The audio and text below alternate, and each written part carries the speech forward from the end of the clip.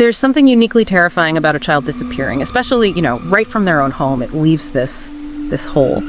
And the case of Anthonette Cayedito, well, it's one that really sticks with you. It's been decades, and the story's just gotten tangled in so many conflicting details and misinformation. So today we want to try and cut through some of that noise. We're going to lay out the facts as clearly as we can about how this 9-year-old girl from Gallup, New Mexico, just vanished one night. It's true. Disappearances are sadly not rare, but Anthonette's case... it's the things that happened after she went missing, the wildly different accounts that make it so incredibly hard to grasp. The sheer amount of misinformation over the years has really muddied the waters, making it tough to see what actually happened. Okay, so let's go back to the beginning, the night it all started, April 6, 1986. Anthonette's mother, Penny, her story was that she left Anthonette and her younger sister, Sadie, who was 8, and Wendy, just 5, with the babysitter. Penny said she got home around midnight, let the babysitter go, and then, kind of strangely, she mentioned talking with Anthonette, who was apparently awake, until about 3 in the morning. Then, supposedly, the girls went to sleep. Yeah, and that's where things immediately get, well, fuzzy. First off, this babysitter, never named. There's no account from them at all, which is a pretty big gap, wouldn't you say? Especially since the family often talked about how mature Anthonette was, almost like a little caregiver herself. That's a really good point. No babysitter corroboration right at the start. Exactly. It's like the foundation of the story is already missing a piece. From an investigative angle, that's a tough starting point. So, moving on from that missing piece, the first version of events that really got out there, the one you still hear a lot, actually came from the youngest sister, Wendy. But here's the thing. She only told this story 5 years later. She was 10 by then. 5 years. That's a long time for a child's memory. Right. So Wendy's account, told in 1991, was that after 3 a.m., there was a knock. A man's voice said he was Uncle Joe. Anthonette went to the door, and then according to Wendy, 2 men grabbed her, carried her out, kicking and screaming, put her in a brown van, and drove off. Her reason for waiting 5 years, she said she couldn't really see their faces clearly and she was scared she'd get in trouble. Okay, but you have to ask, how likely is it that a 5-year-old witnesses something that traumatic? Her sister being violently abducted and then just goes back to sleep. And doesn't tell anyone for years. It raises questions. And later, Wendy herself even said things like, I really don't want to say I remember everything about Anthonette. I don't. She mentioned going off pictures and stories she was told. That uncertainty about her own memory, given her age and the time gap, it's a huge hurdle. It definitely complicates relying on her account as the sole version, but then there's another version. This one came from the middle sister, Sadie, but relayed through their father, Larry Estrada. Right, a completely different take. Sadie's story, according to Larry, was that both she and Anthonette heard a knock after 3 a.m. They didn't recognize the man, so they ignored it and went back to bed. Then later, another knock. Anthonette got up to check it out this time, but Sadie just stayed in bed and fell asleep. She didn't see anything happen. She couldn't describe the man from the first knock, and crucially, she didn't mention Wendy being involved or seeing anything at all. So 2 sisters, presumably in the same room, with 2 totally different memories of how their older sister vanished. Exact. And it gets even more tangled. There was an article in the Albuquerque Journal back in December '87. It reported that Sadie actually recalled hearing 2 voices after the second knock, a man and a woman. They supposedly said they were an aunt and uncle and asked to be let in because it was cold. A man and a woman, that's completely different again. Completely. It just underscores how incredibly difficult it is to rely on testimony from young children, especially after trauma. And adding another layer of sadness to it all, the sisters, Wendy and Sadie, they've apparently been estranged for decades. As far as anyone knows, they've never actually talked about that night as adults to try and piece together what they each remember. That's heartbreaking. It is. And while, people might speculate, it's worth remembering Wendy has spoken about struggling with addiction later in life, which sadly is often a factor in family estrangement. Nothing necessarily sinister needed. Okay, so let's shift to the morning after Anthonette disappeared. Penny wakes up around 7 a.m., finds Anthonette gone. Now, a common misconception is that she called the police right away, but Penny herself said in '92 that wasn't the case. She actually spent hours looking around the house, searching the neighborhood. Hours before calling 911. Yeah, she finally called around 11 a.m. And then, get this, the police told her she had to wait 8 more hours before she could even file a missing person report. Wait, 8 hours for a missing 9-year-old? That's what was reported. Yeah. And the actual police search, it didn't even start until the next day. Wow. Okay, that delay is significant. And what about the scene itself? Penny found the front door and the screen door unlocked. Anthonette's pink nightgown was gone, but all her other clothes, her shoes, everything else was still there. Okay, unlocked doors, Yeah. missing nightgown, and Anthonette's father, Larry, he made a point, didn't he, about her not opening the door for strangers. Exactly. He said she wouldn't have opened it for someone she didn't know, and because of the screen door, she would have been able to see who was there first. That's why both parents seemed convinced early on that she must have known whoever took her. Which fits with the Uncle Joe's story, or the aunt and uncle story Sadie apparently told. But then you have that neighbor. Right, the elderly neighbor who saw an older model brown truck, not a van, outside the house between 6:30 and 7:30 that morning, saw a man get out and walk towards the house. So the timing is different from Wendy's 3 a.m. abduction story. The vehicle is different. And the parents said they didn't know anyone with a truck like that. It just adds more confusion. It really does. And that police delay.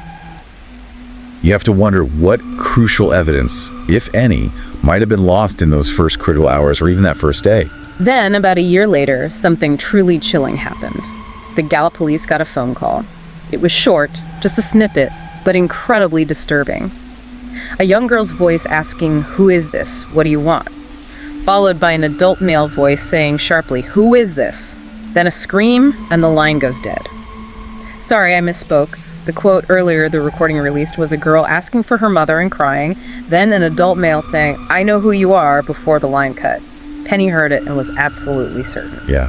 Penny's reaction was powerful. She said, "It was her voice. I would know my baby's voice anywhere." But her conclusion was also strange. She said something like, "I don't think they mean to harm her. I think they just don't know how to give her back without getting in trouble." That's an unusual take on such a terrifying call. From the police side, though, Detective Amos Hinshaw, he was already suspicious. He actually went on record saying, "My gut feeling is that some of the family members may not be telling us all that they know." Apparently, the police had found some things out independently that the family only confirmed later. So the police suspected the family knew more. It seems that way, yes. And they held on to that phone call recording for quite a while. They were worried releasing it might endanger Anthonette if the captors realized she'd managed to call out. They finally did release it in January 1989, hoping it would generate new leads because the case had gone completely cold. It got attention, but sadly, no real breakthrough. Okay, now here's another twist, and one that often gets misreported. Anthonette's aunt, Luisa Estrada, she disappeared too. Right, in September 1989. This has another layer. Luisa was 25, but she had an intellectual disability, functioning at the level of a young child, maybe 5 to 7 years old. She also had a cleft palate, a speech impediment. Her parents were terrified, thinking anyone who took her would find her difficult to manage and might harm her. She was last seen in a park, possibly with a younger man, possibly with an older one. Accounts varied. And this is where you often read that Luisa was never found, implying some sinister connection to Anthonette's case, right? Like maybe the same person was involved. Exactly. That's the common narrative online. But it's wrong. Yeah. There's an Albuquerque Journal article from October 1989, just a month after she vanished, that confirms Luisa was found. Alive. Alive. Where? In Juarez, Mexico. A family friend spotted her there, not even knowing she was officially missing. It turns out Juarez police had actually picked her up 2 weeks earlier, didn't know who she was or that she was missing from the U.S., and just released her near the border. Wow. So what did Luisa say happened? She testified that she was kidnapped in Gallup, said her ankles and wrists were tied, she was driven to Mexico in a car, and her captors told her, "Don't tell your daddy." So she was kidnapped, but found. Yes. And importantly, piecing it together, it strongly suggests her abduction was totally separate from Anthonette's, likely an opportunistic crime against a vulnerable person, but not connected. Clearing that up is important because it removes a red herring that often confuses discussions about Anthonette. That clarifies a lot. Okay, fast forward 2 more years, 1991, we get another potential lead, this one from Carson City, Nevada. A waitress there saw a girl, maybe early teens, who looked a lot like Anthonette. She was with a couple described as unkempt.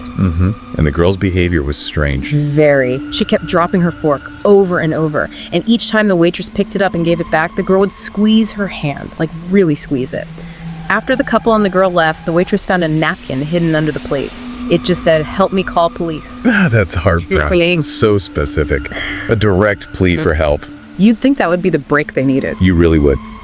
But incredibly frustratingly, that lead just evaporated. It went nowhere. No confirmation it was Anthonette, no trace of the couple or the girl, just another dead end. It's maddening. It really is. Then, in 1992, the case got a big spotlight on Unsolved Mysteries. They featured Wendy's story, the one she told 5 years after, and they interviewed Penny on camera. It definitely brought a lot of attention back to Anthonette, but again, nothing solid came from it. No arrests, no recovery. So after all this time, all these twists and conflicting stories, where does that leave us? What are the main theories about what actually happened? Well, there's the Uncle Joe idea Wendy mentioned. Anthonette did have an Uncle Joe. But he had an alibi, right? The FBI checked him out. Yes, confirmed alibi, cleared. Detective Marty Esquivel, who worked the case later, he seemed to believe the kidnappers weren't immediate family, but maybe people who knew the family well enough to use the name Uncle Joe.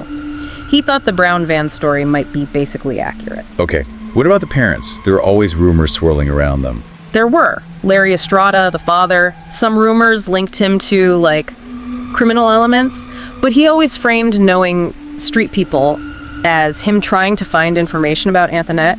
Maybe because he didn't trust the police fully. He even talked about hiring a PI. So maybe desperation rather than involvement. Possibly. Penny Cayedito, the mother, she seemed to attract even more speculation. Things like strangers always being at the house, completely unfounded rumors she might have sold Anthonette, apparently based on someone thinking she bought a new car, which was never proven. And the lie detector test, that always comes up. Right, the failed lie detector. But again, the reports are inconsistent. Some say failed, some say inconclusive, and there's no official confirmation or documentation easily available. It's mostly just repeated claims decades later. It's hard to know what to make of it. Yeah, it's tough. What really stands out, I think, is just how complex investigating a case like this becomes when you have such a large extended family, plus their friends and acquaintances. The sheer number of people involved, the potential connections, the local rumors and whispers, it creates this massive web that's incredibly difficult for investigators to untangle. It's not just finding a needle in a haystack. The haystack itself keeps shifting. And Penny passed away in 1999, right? Yes, she did. Which obviously means any questions directed at her can never be answered now, and it closes certain investigative avenues regarding those rumors, for which, again, there was never solid proof. So here we are, nearly 4 decades later, Anthonette Cayedito. It remains this deeply unsettling, unsolved mystery. We have these glimmers, the phone call, the waitress in Carson City, that suggests she might have been alive for some time after she was taken. But the official belief now, sadly, is that she is likely no longer alive. The case is still open, though, still waiting for an answer. It really makes you think, doesn't it? How all these different fragments of information, a child's confusing memory, a desperate phone call, a scribbled note, even the lack of concrete evidence, how they can all point in different directions at once. Sometimes, even when you gather everything known, like we've tried to do today, the clearest picture you get is still full of shadows. It just leaves you with these profound, unanswered questions, and that haunting silence where the truth should be. A truly haunting case. Thank you for walking through it with us, and thank you all for listening. If you found this story compelling, please consider liking, sharing, and subscribing to our channel, Horror Docs. We'll be back soon with another story.